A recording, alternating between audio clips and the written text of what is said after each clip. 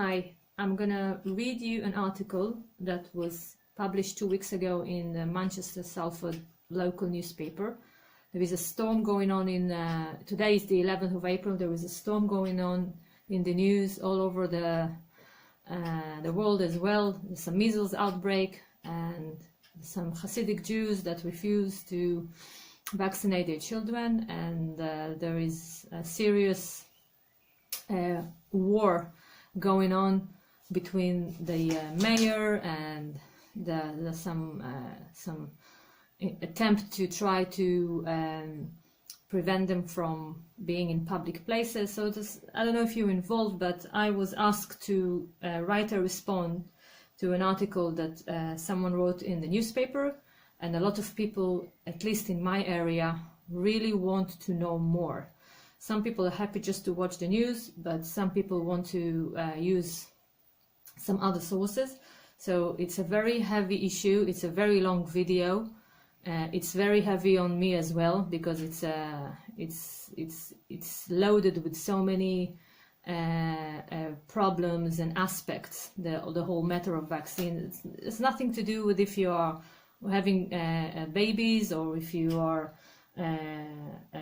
thinking about vaccination. It doesn't matter if you are. It's something that you're thinking about because you need it. It's something that I think we all ought to understand once and for all, the whole debate around vaccines. So I'm going to do my best, and I hope it's going to be beneficial for you. So I'm apologizing. It's a lot of medical terms. My English is not perfect. I'll do my best to make myself clear and accurate and scientific as possible.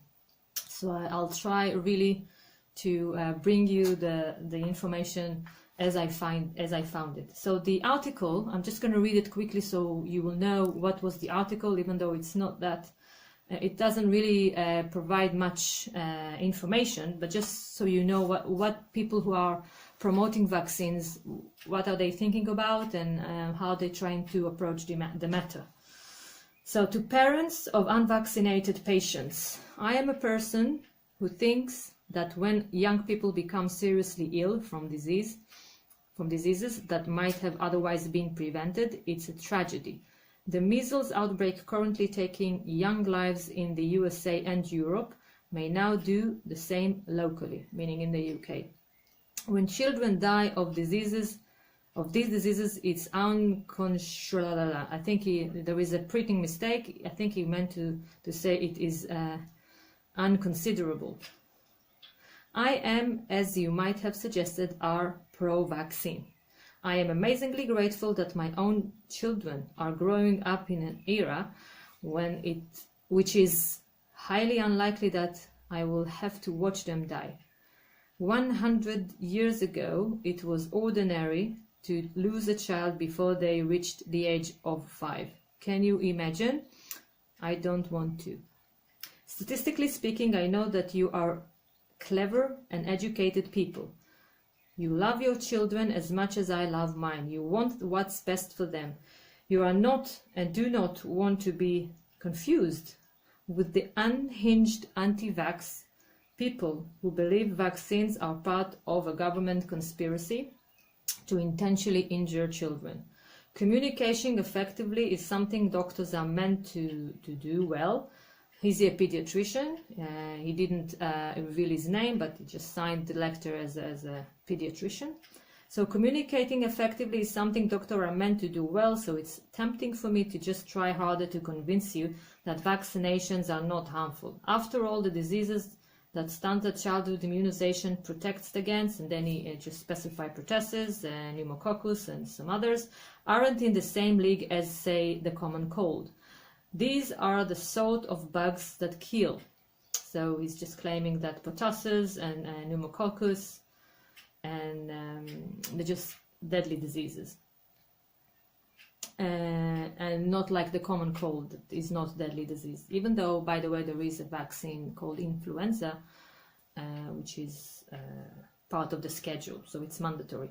These are the sorts of bugs that kill. Paradoxically, though, it may be better if I don't say anything at all.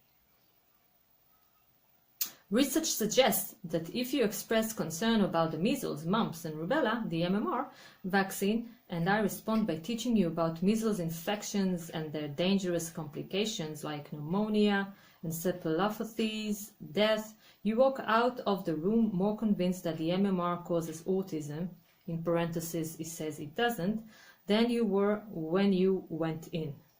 I never said the word autism, neither did you, but I pushed back against your hesitation to vaccinate with information.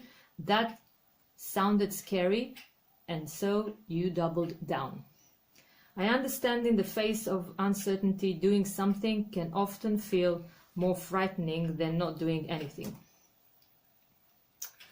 Saying yes to a vaccine may feel weightier than saying no. Considering all this, one might conclude that we have no common ground at all, but there is one very important thing that we do agree on. We both want our children to be healthy. If you choose not to immunize your family, I can't force you to. In America you can, and in Israel I think you also, some vaccines you can as well. I can't force you to.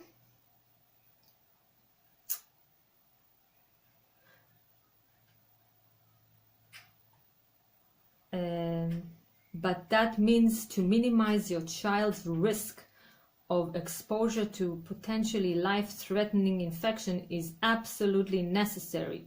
That the children your own kids come into contact with at school or on the playground or in the shops be vaccinated themselves.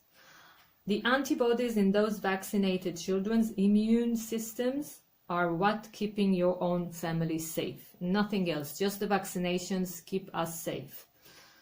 I know that you would never knowingly put your child at risk. You must believe it's safe for your children to keep their vaccines because being surrounded by other vaccinated individuals, it's incredibly unlikely that being unvaccinated will kill them. But that math changes when whole communities, is talking about the USA now, whole communities decide that vaccinations are not worth the risk. Please try and find the case about the Leicester County in the UK 200 years ago. They created a big storm. They went into the street with a big demonstration because they had, I think, 97% vaccination rate, and they still got the disease. I don't remember if it was measles, and they managed to change the government policy. So look at Leicester County in the UK. When a headline on BBC this week says New York County declares measles outbreak emergency and then talks about the Jewish community in New York, this to me is a huge Chilul Hashem. Chilul Hashem in English is, for those of you who don't understand Hebrew, means that you are desecrating, making something that was sacred, you're making it unsacred. And it says that it's just something against Hashem, mainly. This is an act against God. Do you believe is best for your, do what you believe is best for your family, but if that means, I'm sorry, the prints are so tiny, but if that means not vaccinating, I'm imploring you to keep it to yourself. So if I believe that vaccinations cause harm, he begs me not to. So this video that I'm going to share with you in a moment, actually according to what he asked, is not something that he agrees with. He doesn't want people that thinks that vaccinations are a bad idea. He doesn't want them to talk to other people. Do what you believe is right. I'm imploring you to keep it to yourself. Otherwise, you are putting your children at increased risk. So I'm harming my kids as we speak. If someone tells you they are an expert on vaccination because they Googled it, it's all right to laugh. And I just want to say something about Google. I know a lot of people, especially from the academia, when people ask me, or I've heard it many times, how do I know what I know? Because I'm self-taught. I've learned a lot about health in the last 7 years. I think my time, the time that I invested in learning health is equivalent to 2 degrees. I did it with a lot of passion, and I spent hours and hours, I think more than I would spend if I was in a college or university. So to say that Google is something that you should laugh, if somebody tells you that they learn things from Google, it's a very sweeping statement. It's like there is, I see it as a huge library with many sources of information.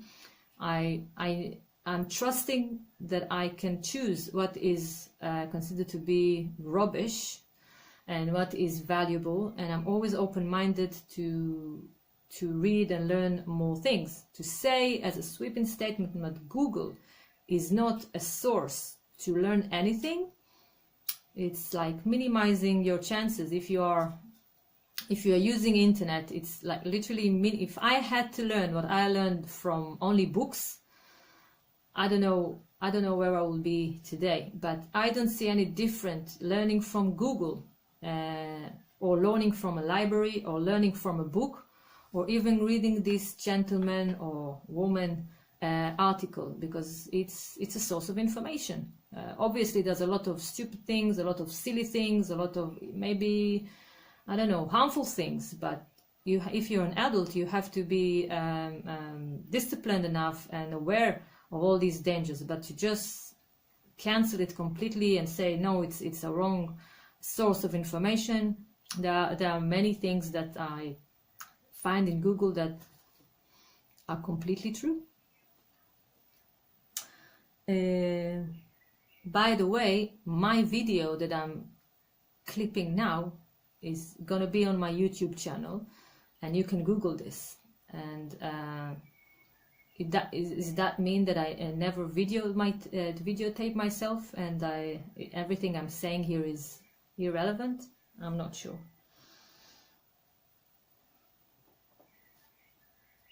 And when conversations at the office or the park turn to whether or not to immunize, just say that you feel lucky to live in an age when death from childhood infections is at all-time low.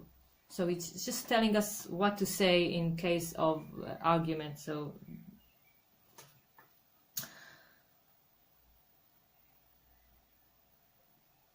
because of course you do. Who doesn't? I'm very grateful, but it sounds like I should be very grateful for vaccinations, not for something else. So my children don't enjoy getting jabbed, but they get their shots with a normal degree of grumbling. Otherwise, when the plasters are in place and I have dried their tears, I remind them of how important it is to keep their friends and those around them safe, and that doing their part should make them proud.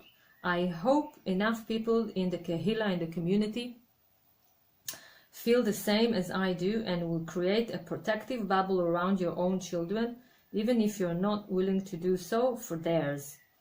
Appreciate that gift of what it is. Don't poke the bubble or it might pop. Instead, consider saying thank you. So I don't see the relevance of saying thank you. I can say thank you about millions of other things, but so this is the letter, and now I'm gonna read you what I'm gonna publish, if they will let me, in as a response in our local same newspaper. So one of the statements in the article was, anti-vax are unhinged people who believe in conspiracy theories. Some more famous statements that people that promote vaccines are usually saying is that the science around vaccine safety is settled, and the famous one that is vaccines are safe, effective, and save millions of lives. Or serious injuries by vaccinations are very rare, maybe 1 in a million. There is another one from the CDC website saying vaccines do not cause autism. Vaccines and other drugs are the reason for higher mortality rates, looking back at 100 years ago, and this pediatrician was referring to this in his article. We need to have vaccines in order to have strong immune system. Doctor and government officials know best and are working for the public and individual best interests. Therefore, we should trust them more than our own logic and parental instincts. Now, just a few words about myself. I vaccinated my children. I'm talking about more than 10 years ago. I questioned many issues in my life and many things related to the conventional medicine. I wanted to have free from epidural labor. I tried to avoid antibiotics. I did a lot of things that many things in the medical realm I said no to. But when my babies were born, there was not a question in my head. I didn't even think that there is something wrong or that I need to question it. It was so clear to me, like the sun in the afternoon, that vaccines are great. I remember that I thought of them as just attenuated virus or a dead, killed virus, and I just allowed the nurses to inject my kids with all the vaccinations they were there to offer. So I was vaccinating my children. Now, these narratives of what I've read before, these narratives are well established. They are so embedded in our minds that most people don't stop to question them, even when there are enough reasons to do so, including myself. I'm talking about years and years ago. Now, this is a small warning for you. When one gets too attached to his results, such as to make you say yes for what he wants you to, while you freely chose to say no, he might be tempted to cross off the line of disrespect. The best way to make you say yes for something I want you to say yes is for you to give me control on your own yes and your own no. And the best way to do that is to make you doubt yourself.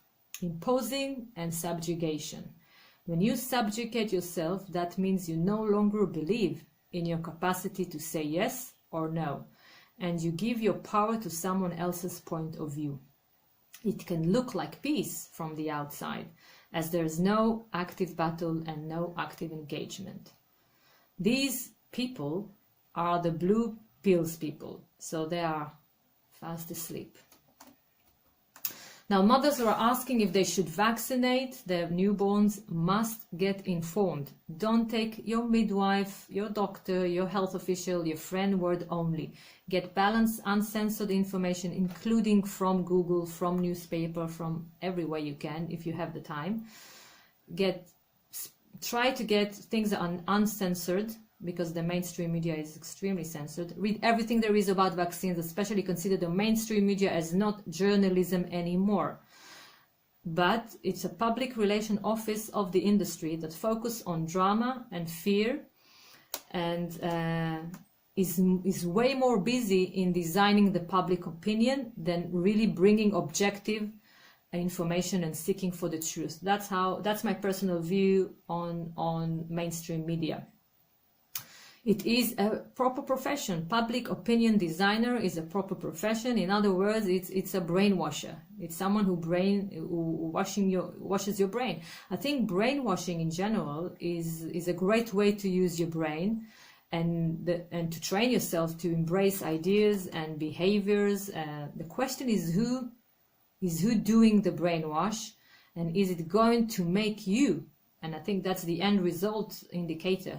Is it going to make you more creative, more free, more independent thinker, full of great out-of-the-box ideas, or just a sheep that follow the herd, a nice, compliant, harmless, quiet citizen? So this is something that made me stop watching the news 15 or 18 years ago, because that was my indicator. I just felt that every time I was listening to the news, I had a heavy feeling, and I didn't really feel doing anything positive, or I didn't have any energy to contribute to society. So this is my personal experience from exposing myself to the mainstream media and washing my brain with things that are just horrors. So this is just my personal opinion. We learn in Judaism that if you're good with everybody, okay, you're not arguing. If somebody says something that you shouldn't say anything. If you're good, if you're okay with everybody, you are probably doing something wrong. You can't be good with everybody. If you're good with criminals, you are an accomplice. So that's from Rabbi Y.Y. Jacobson lecture that on one of Parashot HaShavua.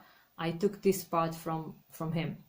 Look for information. Some just suggesting advice for people who want to know what to do. Look for information from vaccines makers, from policy makers who are promoting vaccines and are responsible for distributing vaccines. Read the small prints. Ask for vaccines inserts.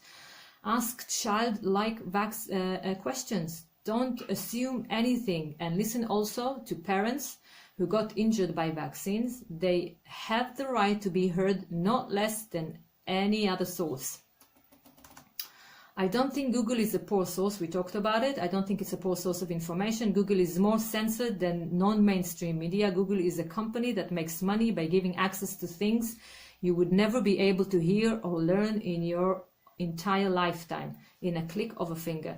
There's lots of silly, useless things and distorted info, but it's not something that you can say for sure as a sweeping statement. I'm repeating myself, sorry, that it's a bad source of knowledge. I view it, personally, I view it as a modern, high-tech, endless library I can choose from. You must have common sense to use it and keep an open mind at all time. Now, vaccination is going to be, why is it so important to really listen and learn this subject? Vaccination is going to be one of the biggest decisions you ever going to have to make, because if something goes wrong, then you are going to have to live with it pretty much on your own for a long time. So please get informed. Do not take anyone's word for it because they just say so.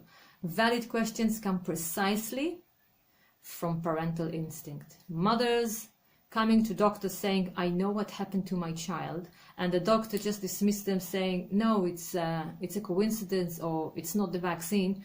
But she says, I know instinctively what happened to my child. Her diagnosis based primarily on her maternal instinct. And don't forget that we know our children best because we are all the time with them. We are just inspecting every dot and every part and everything about their behavior. So I think in that sense we can spot the differences more accurately than anyone else.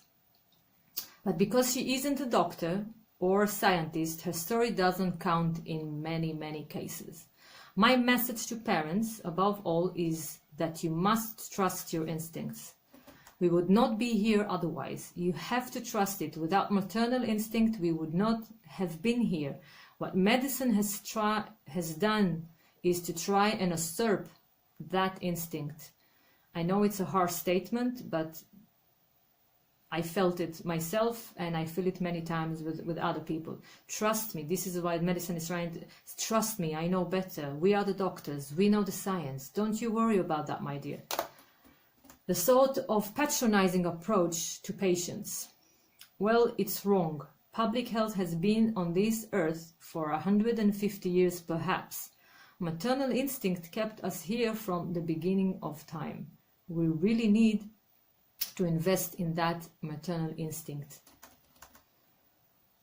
Now, that was one area, and I want to talk about science and religion. When science become a religion is something that we need to think about, and you will, I think, you've noticed a few areas when I felt that the person who wrote the article was just very religious about things that he should have been a scientist. So when science become a religion, saying vaccines are safe and effective, or they're not cause autism, or that the science around vaccines is settled, is an unscientific statement.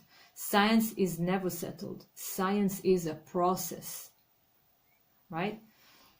When science comes with absolute statement like vaccines are safe and effective and refuses to listen to parents, it becomes a religion. It becomes dogmatic. There are less and less genuine free scientists today, than what we might think. A scientist shouldn't be bought. He should be always free to publish whatever his finding leads him to. But he also needs a lot of funding. Funding, as you're all aware, comes from people with interest, well-established interest, usually the interest to keep or grow their capital or their power. That's a clear, huge of conflict of interest, because it's a huge risk for me as a company to invest in a study if I don't really know what the results gonna lead this study. I don't know. There is so much bad science around, and I'm gonna recommend a list of books at the end, so please stay tuned. Is this a conspiracy theory, or is the basic of economic? Because I don't know if you think about it, pharmaceutical companies, if people think about it this way, pharmaceutical companies are companies who make money. They're not non-profit organization. So their job is to increase their shareholders'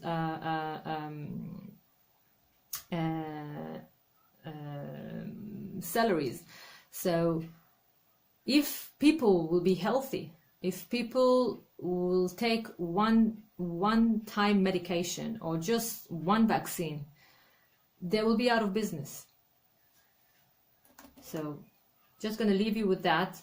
Companies, the pharmaceutical companies, they in order to thrive, and they are one of the richest companies in the world, and the strongest lobbies in Washington and in many other areas in the world. Now, about informed consent. In 1996, the 1996 National Children Vaccine Injury Compensation Act actually was signed. In 1986, the pharmaceutical industry essentially blackmailed Ronald Reagan and said that they are going to stop making vaccines because they have so many lawsuits against them. It's going to be really difficult to make any money with that product, so he must protect them from liability. Take away all of their responsibility, or they're just going to stop making vaccines. Now, Reagan was reticent to sign something like that. It had all the possible dangers in it. But there were other sides to the story and many groups that wanted to see this happening, and so he signed it. So we suddenly took all liability away from an industry that makes vaccines, a product that is injected into every baby and children across America and the world multiple times. A product that is mandated by the government to inject to every child. What are the consequences? With no incentive to conduct safety studies, in fact, the industry is incentivized to doesn't have the incentive to conduct safety studies, because the only part of the 1986 Compensation Act that allows you to sue them is if they knew that the vaccine has an adverse event or an issue that they failed to report. So it might have an adverse event, but if they report it, that's fine. If they fail to report it and they knew it in advance, then you can sue them. Meaning that they could have made them safer and they didn't. So by nature, the industry thinks, let's not do any studies, so we don't find anything we have to report. If we do no studies, we are free from... Now, this is not a conspiracy theory, this is proper economic. This is just the way business works. Incredible setup for them. It's like nothing you've ever seen in the USA. And what does it create? It creates liability-free market of 78 million American children, and a strong intensive to create more and more vaccines. And this is exactly what it did. In 1986, in America, in order to be compliant with the childhood schedule legally, you will have to have 11 vaccines by the time you're 18. Today, in 2019, it exploded, listen carefully, to 72 vaccines. So Moment after taking liability away, the industry started throwing every single vaccine they had in development right into our children because they have no responsibility to it. How many entrepreneurs would love to have a product that the government mandate on every single child in the country without liability, without quality testing? Today, there is over 270 vaccines in the pipeline and thousands are in vaccines trials, as you read. From 11 to 72. Are we going to just try and protect ourselves from every bug, every bacteria, every virus is running around the air? Today in the USA, if a child or an adult injured by a vaccine or, God forbid, die from a vaccine, one cannot hold anyone accountable in a civil court of law. Not anyone who makes or sells the vaccines or regulate and makes policy for vaccine or votes to mandate the vaccine, which is the ACIP, the Association... Oh, forgot the abbreviation. ACIP, that's the committee that actually approved the vaccine on the schedule, who vote to mandate vaccines or who gives the vaccine. You can't hold any one of the above responsible. The only one who's left with any responsibility for what happened to your child or an adult after they got injured by a vaccine is the parent. So this is the sole basic reason why I urge you as parents to study the issue of vaccination, because it's your responsibility. No one's going to help you and no one's going to take responsibility if, God forbid, something happens. It's your responsibility. So if it's only on your shoulder, you should do everything you can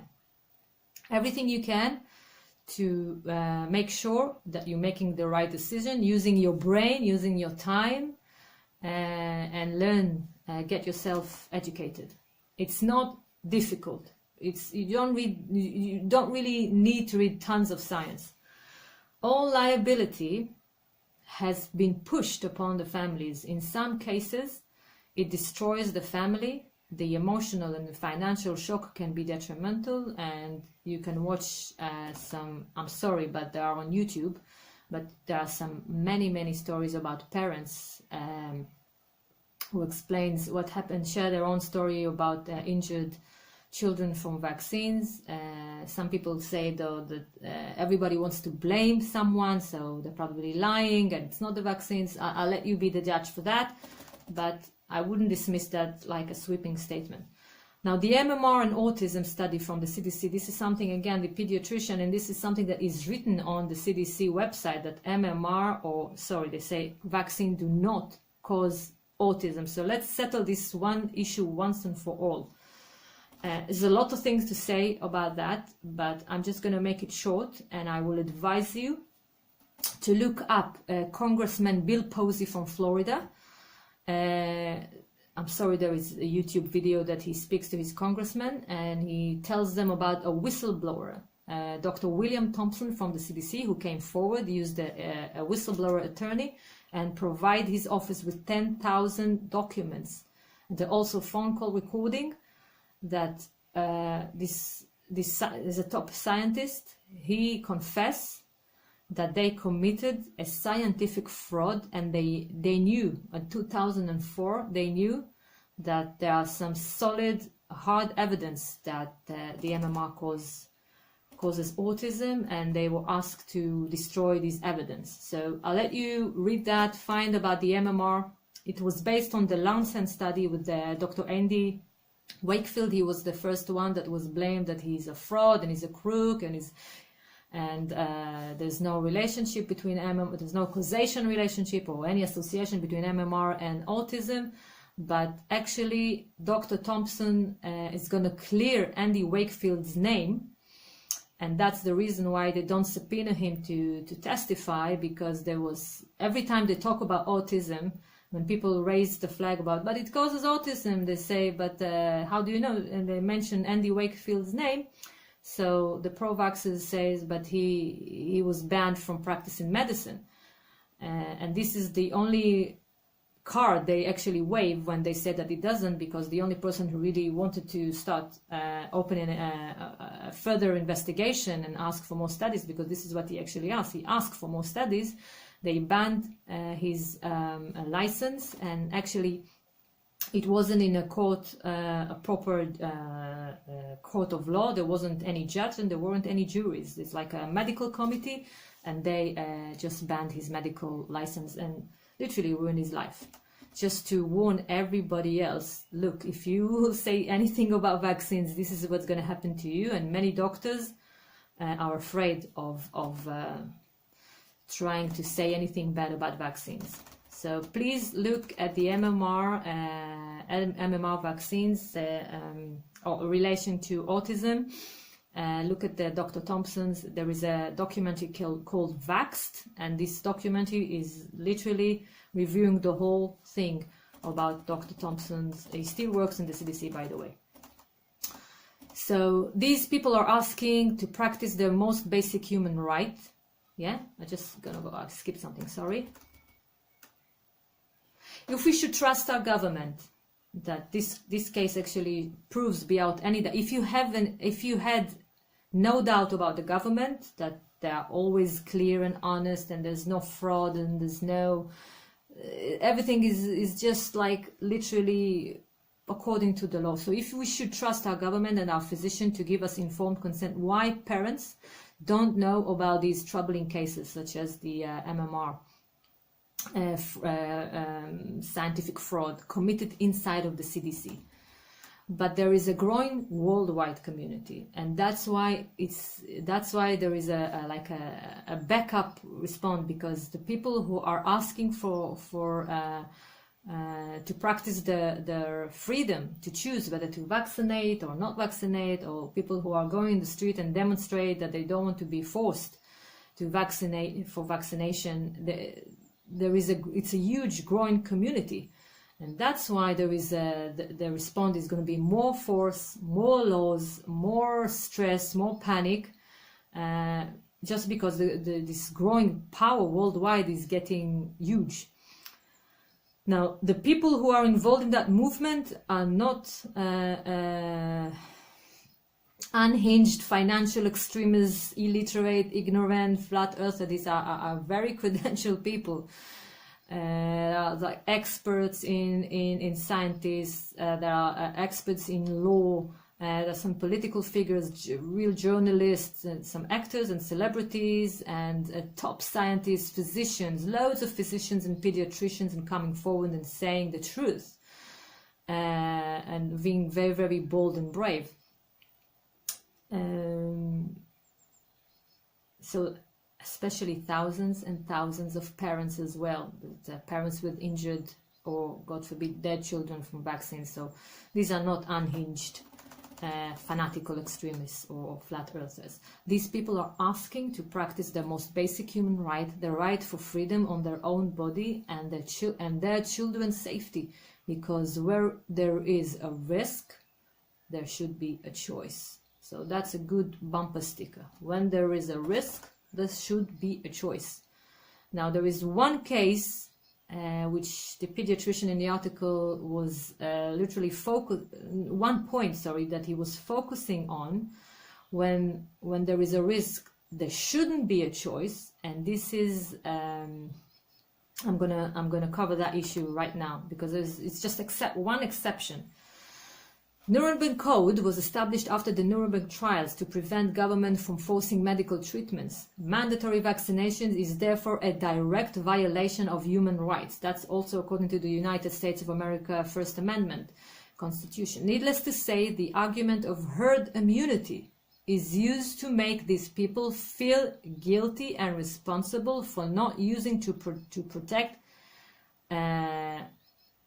not using the protection vaccination are told to offer. So the argument of herd immunity is, let's say I don't want to vaccinate my kids because I think I'm posing a risk, then I should feel committed to the community because I am putting in risk their children. So that's the only place when, if there is a risk, there shouldn't be a choice. And this is the argument that the United States federal government is using against these poor people in Rockland and in Wilkesburg in New York to force them to vaccinate their kids, because they don't care about their kids. They think that they're harming other kids, that even though they had measles vaccines, even though they had it, they can still get the disease, or there are some immunocompromised people who can't get the vaccine. So the people who don't vaccinate, putting those people in risk.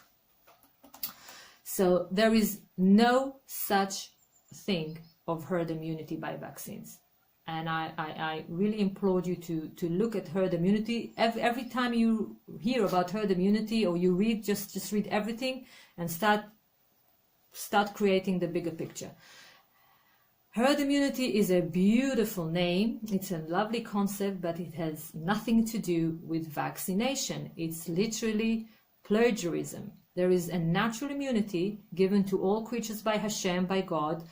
And as Maimonides, the Rambam, promises in Hilchot Deot, chapter 4, if you keep your body clean and efficient, no disease will come to you. You will never need a drug or a physician, and will live to a very old age and die without suffering. Now, I advise you to watch the lecture I put on YouTube about the Rambam. There are many parts to that lecture, but I advise you to watch that. Now, immunization, also stated in the article that to immunize your child through vaccines is great, blah, blah, blah. Immunization is not vaccination. Please don't steal nature's patent. Immunization is the process that occurs naturally in living creatures, thanks to the immune system. Vaccinations are a poor attempt to try and improve our nature, playing a Russian roulette. This has a basis of eugenic. We will never improve our nature, and Hashem didn't forget our immune system, and nobody asked us to help the body. So please stay humble. I want to say another word about, because there was another comment about the fact that we have to do the. I mean, we are commanded in Judaism to v'nishmartem me'od lenafshotechem. We are commanded to do everything in our power, everything, literally everything in our power to keep us healthy, which I obviously try to apply in my life. But I don't think that vaccination, which is not immunization, I am pro-immunization. I want to immunize myself by being happy, consuming nutritious food, by being exposed to the sun enough time, to breathe a fresh, clean air, to drink enough clean water, to rest, to exercise. I'm busy immunizing myself all the time, but there's no specification that I find in the Torah, and I'm really open to suggestion that the vaccination is something that should override natural immunization.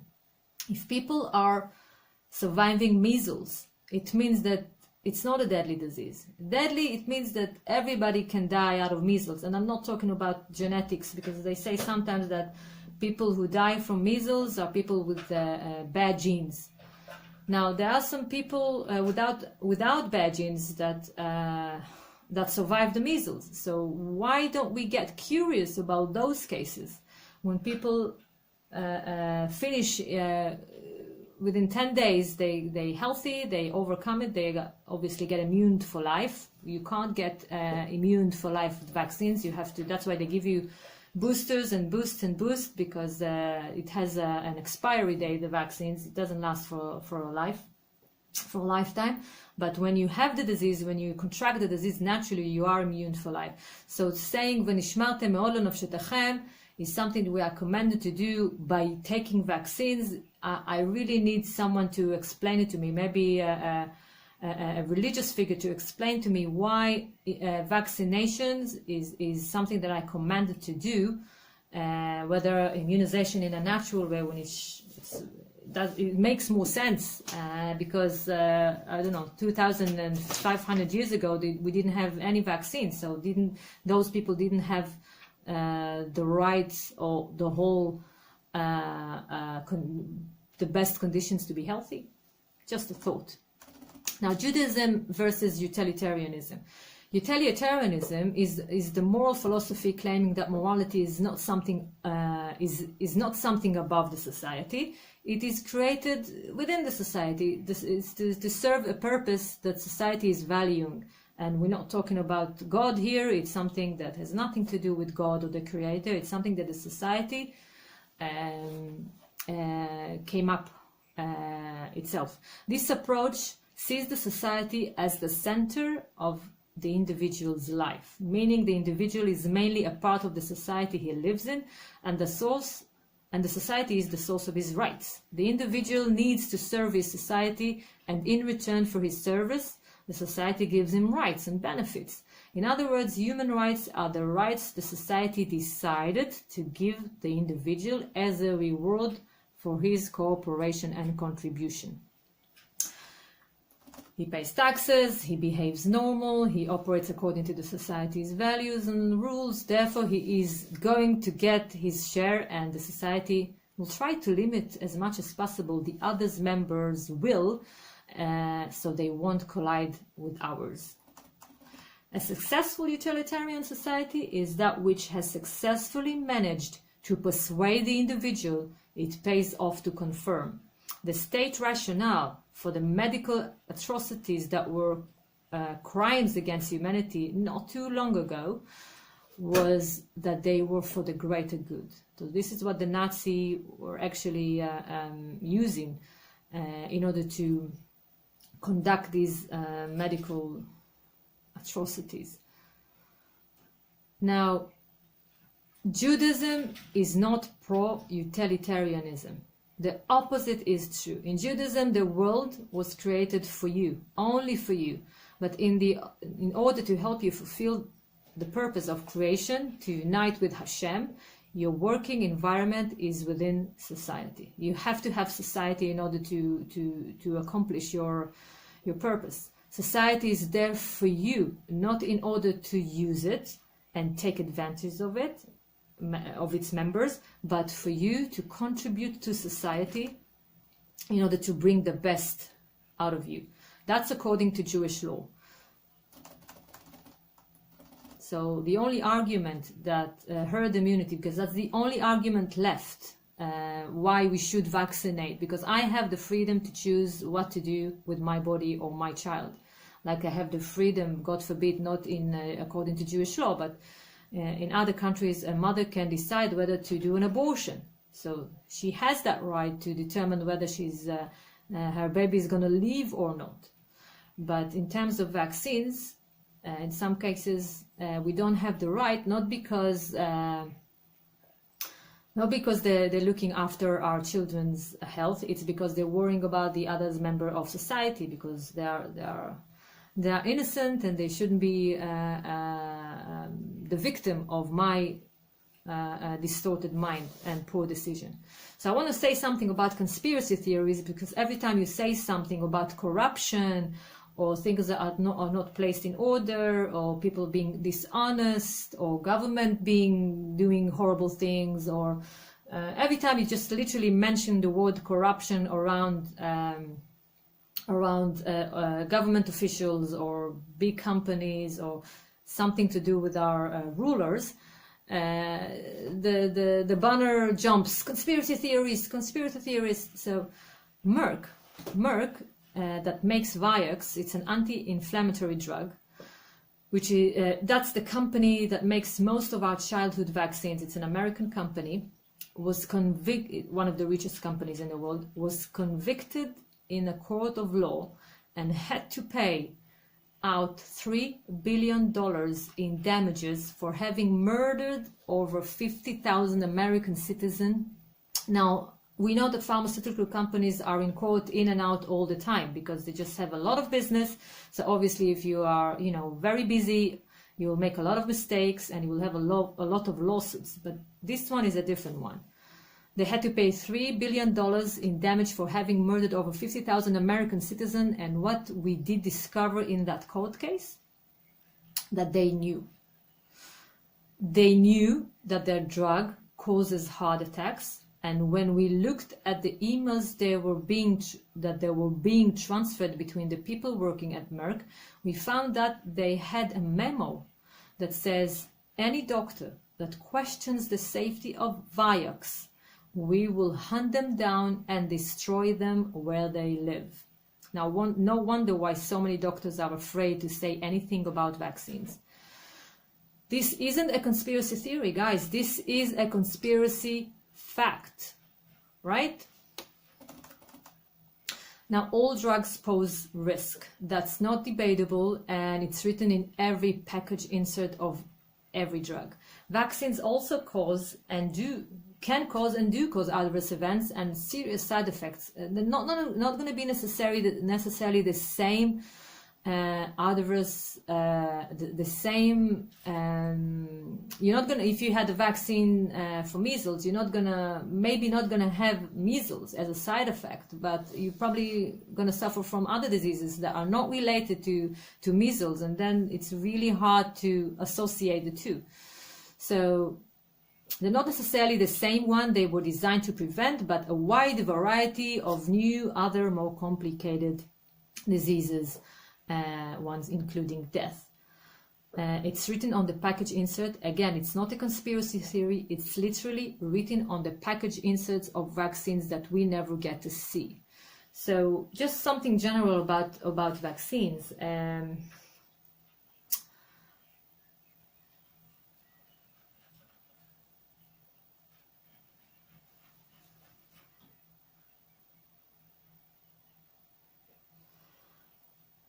There are some growing numbers. In the article from that pediatrician that I read you in the beginning, he says that he's very, very happy and feel relieved that his kids are going to live longer than him, and they're not going to die very young like 100 years ago. So that's another myth that we need to, if we talk about bubbles, that we don't want to pop the bubble. I want to pop a different bubble.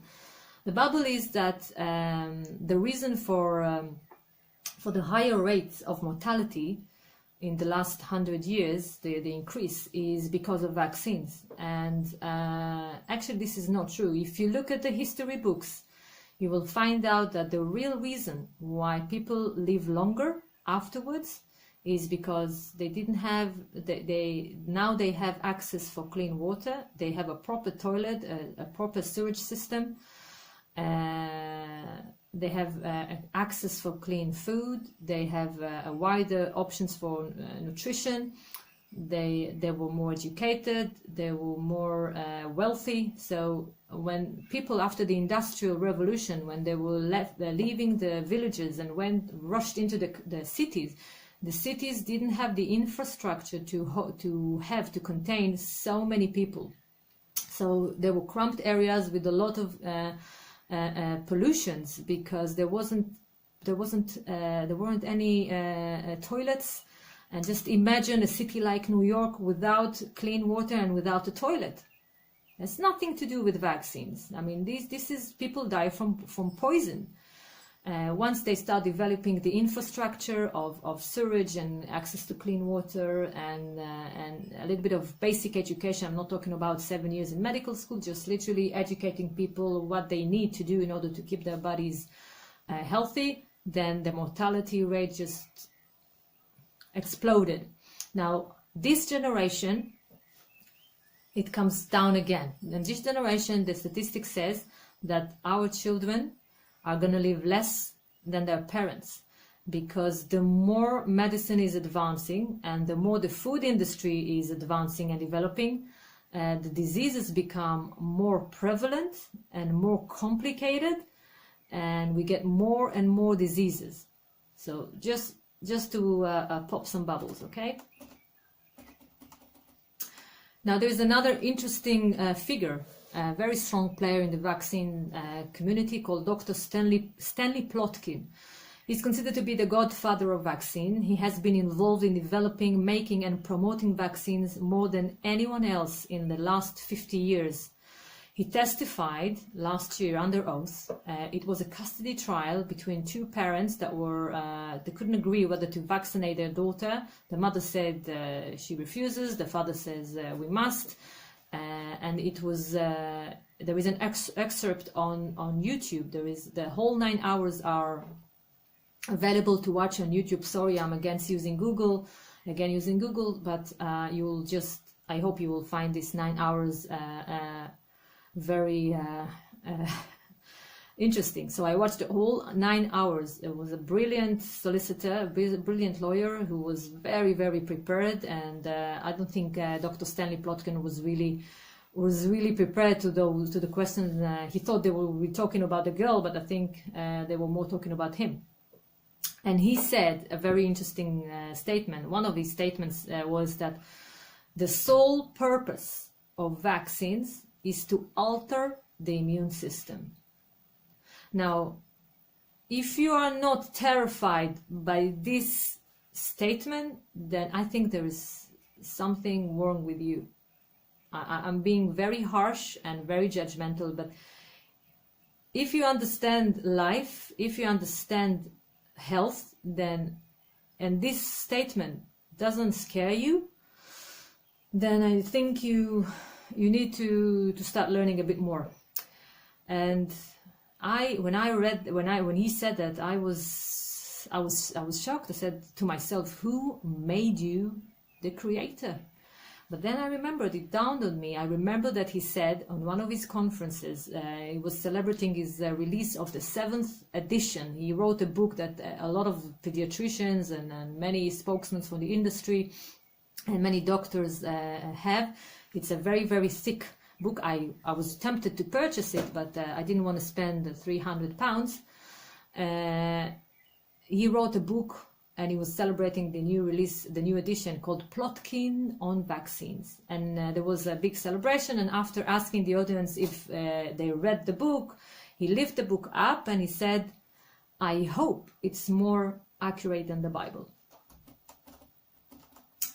So in the deposition, that 9 hours deposition, he admitted he used 76 aborted fetal tissues and organs in developing vaccines throughout his career. And today we know that there are still 2 of aborted fetal tissues or DNA strains that are being incubated and grown in laboratory conditions, and they are part of the vaccines, the childhood vaccines that we use today. So 2, and that was one of the reasons why the mother objected the vaccination of her daughter, because she was a Christian, and she believed that there was something ethically wrong with them. She doesn't know the source of the mother. She doesn't know whether she was Christian. She doesn't know why she did the abortion. So that was one of the reasons why she was against vaccines. So the solicitor asked him if he holds strong issues with religion, and he said yes.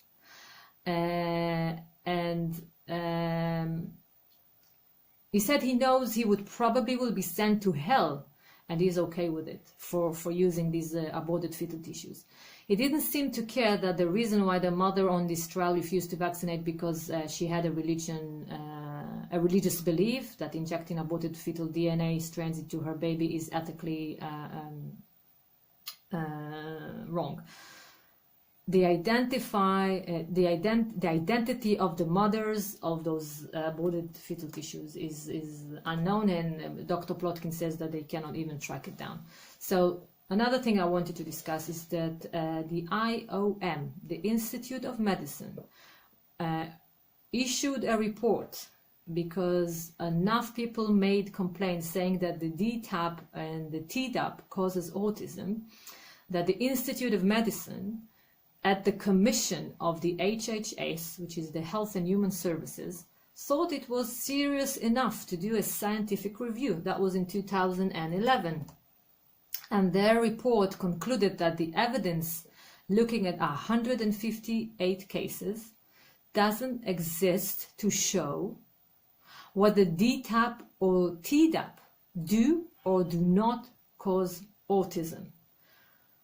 That's a shocking, that's not a conspiracy theory again. I mean, when people say it's safe and effective, it's safe and effective, where is the study? Plotkin was asked if he's comfortable telling parents that vaccines do not cause autism, though the science doesn't exist. There's still not science that exists to support that, such a promise. He said that first, he doesn't believe it causes autism. So he's for someone who has holds strong issues with religion, he sounds very religious to me, saying that he believes that they don't cause autism. And he says also something very interesting, that in the absence of science, he can assume safety. Now, that's very dogmatic thinking, and it's very religious thinking, and I don't want my scientists who are developing something that I need to consume, to be dogmatic and religious as him.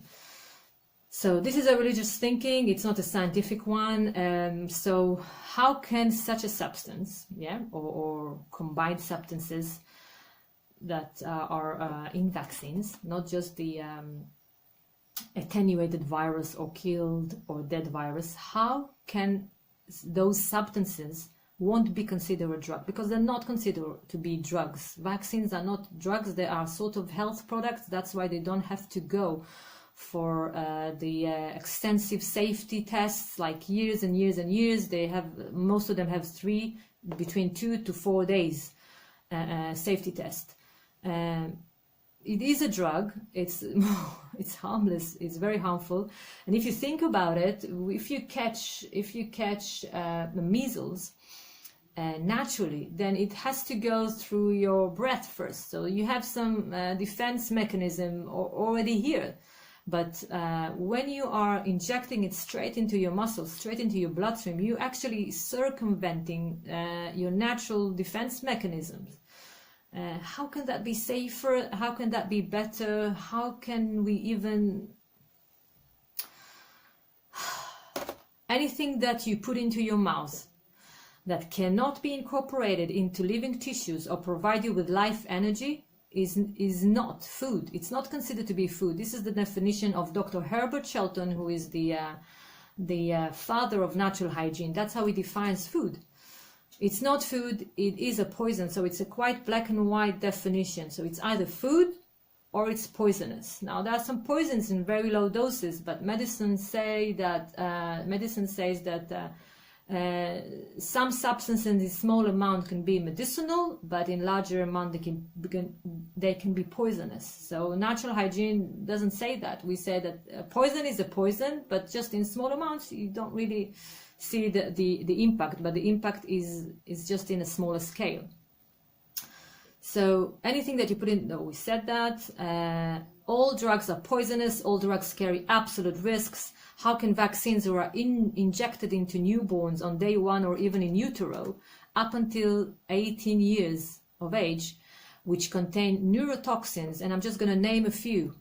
First, there are some dead, live, or attenuated viruses. There are preservatives. There are adjuvants such as aluminum, polysorbate 80, thimerosal, which contains mercury, gelatin, human serum albumin, emulsifier, sorbitol, and other stabilizer, antibiotics, which many of us know that it's not something that we want to inject straight into our bloodstream. Egg protein, many people are allergic to eggs. Bovine protein, many people are allergic to dairy. Latex, yeast protein, a lot of people are allergic to yeast. Formaldehyde, human cell strains, animal cell strains, genetically modified organisms, GMO in general, MF59, which is fish oil, aborted fetal tissues, which we discussed earlier. These are just to name a few. Now, how can this group of whatever you want to call these substances, how can that be bring more health to a healthy baby? I really want to understand that. First, I want to understand it logically, and then I want to see the science. How can these be ascribed as health products and be promoted heavily by our government and health authorities while having proper sewage, proper nutrition, access to clean water, improved sanitary condition, education, sun, rest, exercise, relationship, positive attitude?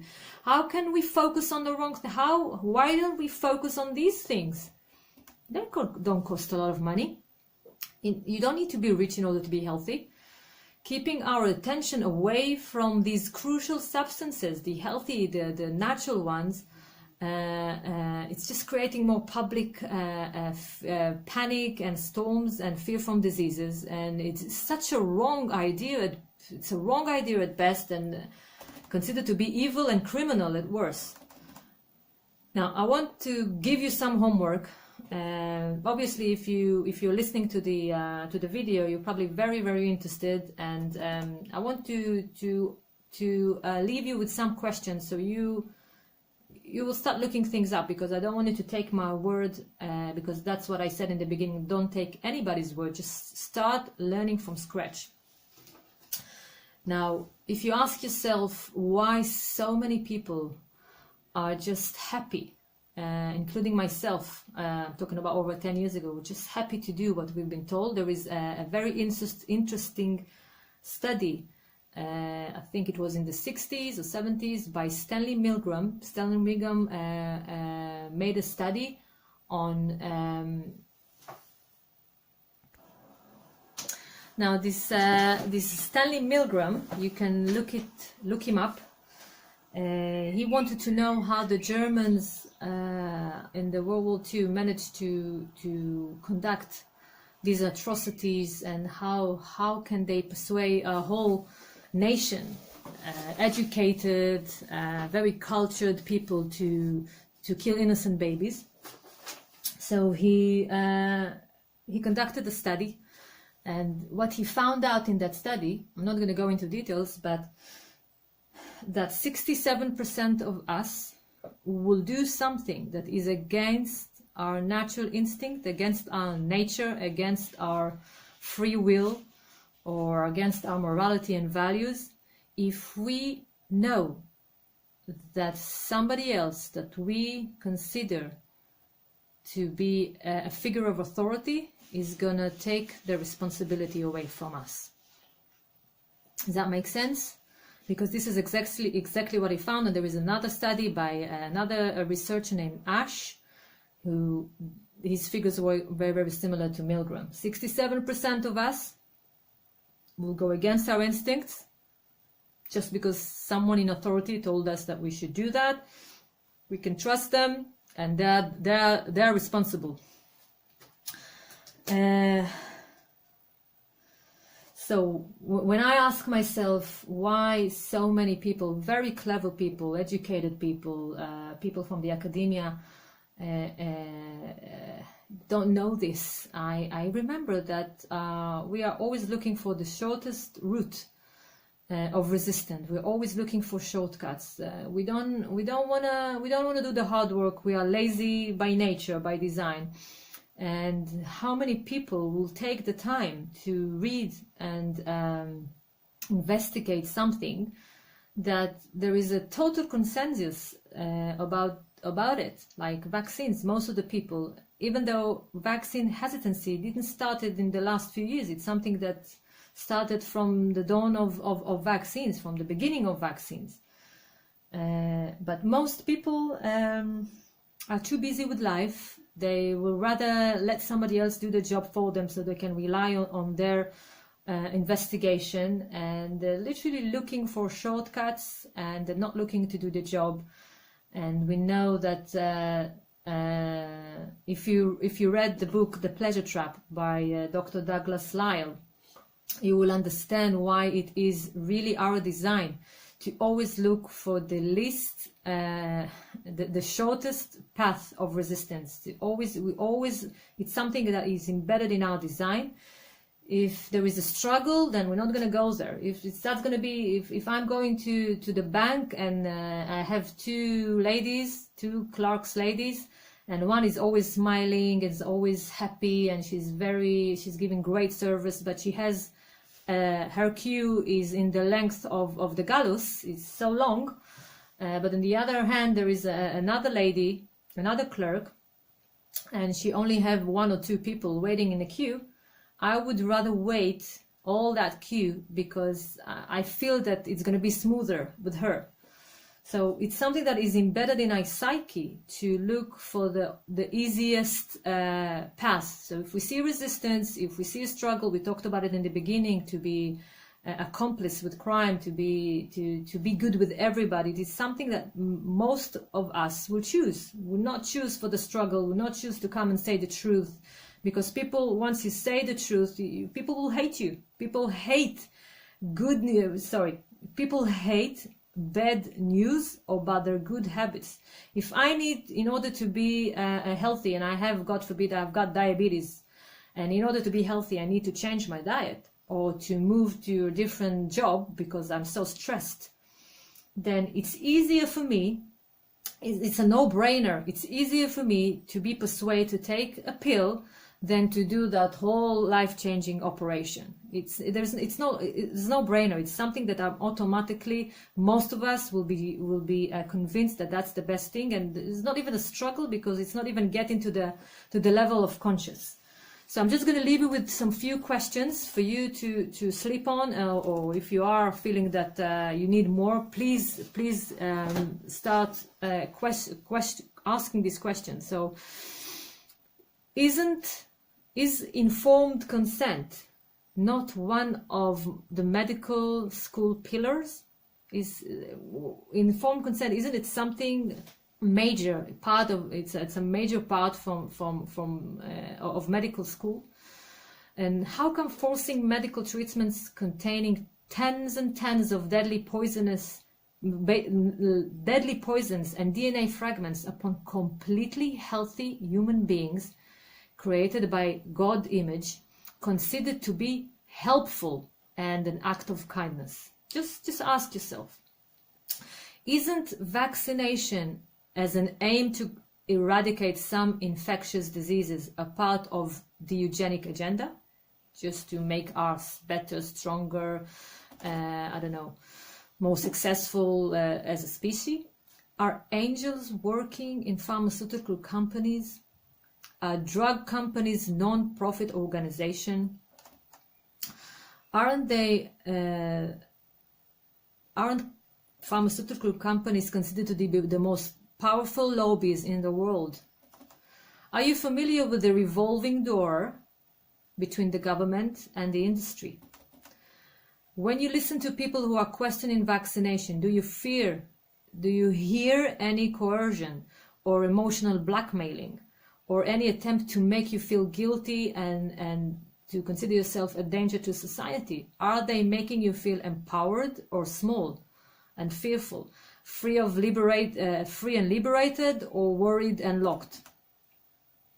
Why did the ex-CDC head, her name is Julie Gerbetting, left her job at the CDC, waited exactly 12 months, because this is what the regulations are demanding her, and then became the president of the vaccine division at Merck with a massive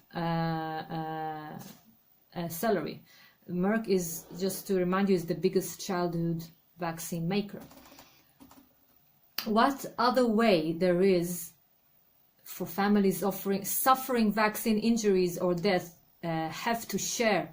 How can they share with us their pain and their information apart from uncensored media? Because it's very hard to allow them go on the unconventional media. No, not anybody can afford writing a book. Not anybody can afford traveling the world and doing lectures and talks. How do they supposed to share this information if they really care? I mean, most of them are so demoralized and so drained of energy, trying to survive, trying to keep up with their life, because having a child who is injured or God forbid suffering a loss, it's not something that people can easily handle. The financial burden, the social, the mental, the pain is, many don't stay healthy, So what other ways? What would they send a pigeon to us to let us know? I mean, they have to use the YouTube, they have to use Google, they have to use Facebook, they have to use Twitter, they have to use these kind of media in order to share it with us and to come as a sweeping statement and say, no, it's all a lie, they all just want attention, they're just very hurt, they want a revenge. I don't know, it doesn't make sense. Now, there is a saying in Hebrew that שוחד יעבר עיני חכמים ויסלף דברי צדיקים. אם אני לא בלבלתי, if I didn't make it wrong. But meaning that bribe, or where there is money, yeah, lots of money, bribe, when somebody is bribed, it just blinds his eyes. And even if he's wise, even if he's a sage, it will blind him and it will distort. I will find it easier to just change what he says in order to fit it with my agenda. So this is what money does. It's part of human's nature. That's why we are commanded not to steal and not to lie, because it is our nature. If it wasn't our nature, then there shouldn't be any commands about this. It was just natural for us to say the truth and to be honest with business, and we wouldn't have much corruption as we have today. But we were warned that this is our nature. We tend to lie to make our life easier.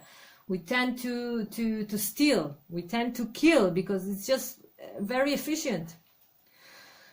Why vaccines hesitancy is identified, that's shocking. Why vaccines hesitancy is identified as one of the top 10 global health threats in 2019 by the World Health Organization. So now you understand why there is so much censorship on people who are vaccine hesitant, or people who are asking for more safety studies, or people who are injured by vaccines because they might cause somebody else to look at the matter from a deeper point of view. We are considered to be one of the top 10 global health threats. I don't know what can they do to us, but obviously they can do many things. I'm not just talking about shutting your Facebook account. Did you know that the HPV vaccine showed no scientific proof for preventing cervical cancer, and yet the FDA let the maker advertise it does? Read the HPV on Trial by Mary Holland.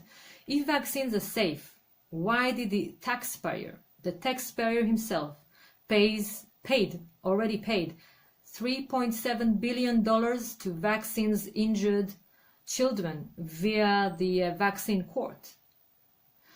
Now, I don't know, after I explained to you about the blanket immunity, if somebody gets injured by vaccines and this kangaroo court, the odds to win that court are so low, because very few people know about that court. You only have 3 years to come up and file a complaint and sue you're actually suing. You're not suing the business. You're suing the Ministry of Health. And the Ministry of Justice is going to defend the Ministry of Health. So you're actually suing your government. So not many people are willing to go through that hassle, and they only have 3 years to do that. Many diseases, many adverse events happen after 3 years. We know that neurological damage is not something that happens overnight in many cases. Many don't have the money, they don't have the ability, they don't have the energy, they are devastated to their core.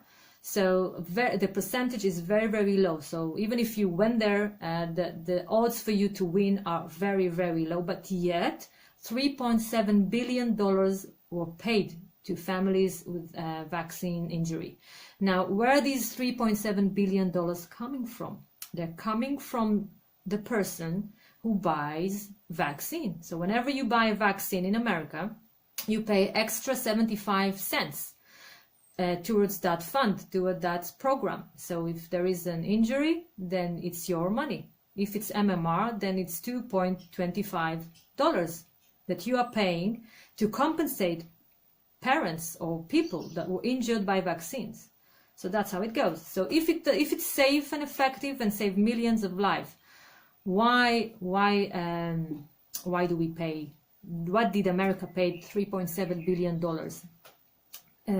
if vaccines are so great, and children are getting healthier and healthier, and the mortality is higher, and the diseases are being eradicated here and there, and people are literally just smiling and jumping, and it's beautiful. The health situation in the world is such amazing because of vaccine. Why do we need so much legal force and censorship and pushing people to do vaccines? If it's such a great product, why so many people are, when they oppose to it, if they already had the brain to oppose to it, they literally oppose it very, very harshly, because they're actually trying to save their lives. So if it's such a great product, wouldn't it be self-sellable?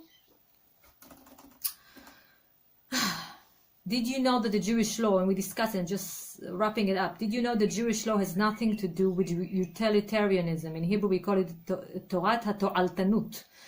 So Judaism has nothing to do with utilitarianism. Actually, it's the opposite. The only real argument left, literally the only real argument left to force vaccines upon us, is the sacrifice of the individual for the greater good. And this is exactly the definition of utilitarianism or statism. I want to go through some books that I recommend. If you're probably asking yourself, where did I get all my information? So I'm just going to go quickly through some books that I bought.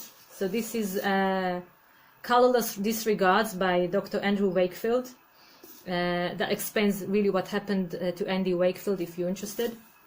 This is an amazing book written by a father of an injured child. It's called How to End the Autism Epidemic. It's not just about autism, it's a lot about politics and morality and law. And this is another father with an injured child. No, sorry, this is a doctor named Robert S. Mendelssohn, is a Jewish physician. Confessions of a Medical Heretic, very easy reading. This is a father of a vaccine injured child. His name is Ted Kuntz, and he wrote a book called Dare to Question. It's a very small book. That's she's an activist today. Her name is Gwen Olson. She used to work in a pharmaceutical company. It's not really about vaccines, but she worked in a pharmaceutical company, so she just tells us her story about actually psychiatric drugs, but it helped me understand more. Confessions of an ex-drug pusher by Gwen Olson. This book I bought, but I didn't even manage to open it yet. It says Vaccine, Autoimmunity, and the Changing Nature of Childhood Illnesses by Thomas Cohen, MD. Amazing book called Your Drug May Be Your Problem. I read it many years ago, but it still explains about drugs in general and psychiatric drugs. Bad Pharma by Ben Goldaker, if I'm pronouncing his surname right. Very good book. A great book, Vaccine Epidemic by Mary Holland, Louis Q. Habakus. A lot of legal information about vaccines. And Bad Science, for people who are really pro-science and believe that science is like the two tablets, again by Ben Goldaker. This is a good book. I read it through the weekend. It says the name is Miller's Review, Critical Vaccine Studies, like 400 studies by Neil Z. Miller.